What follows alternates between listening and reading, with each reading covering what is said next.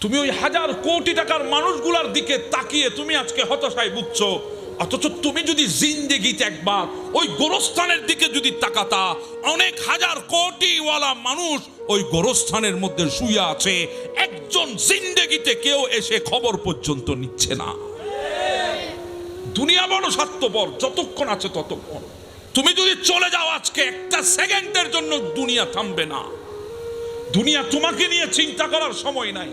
যে মানুষগুলা তোমাকে ছাড়া চলতে পারতো না, সেই মানুষগুলা পর্যন্ত তোমার কথা স্মরণ করে একটা সেকেন্ডের জন্য স্তব্ধ হবে না। চোখের পানি তো দূরের কথা, এক সেকেন্ডের জন্য মন খারাপ করবে না।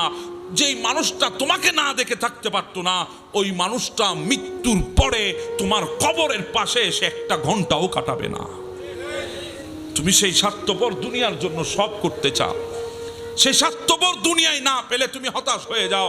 আরে বাবা, আমি তো বলি আমরা আখিরি নবীর উম্মত, আমাদের জন্য হতাশা কিসের? বিল্ডিং বিল্ডিং বাদ দেন, বাড়ি গাড়ি বাদ দেন, জিন্দেগি বাদ দেন, ইজ্জত সম্মান বাদ দেন, সব কুরবান করে দেন।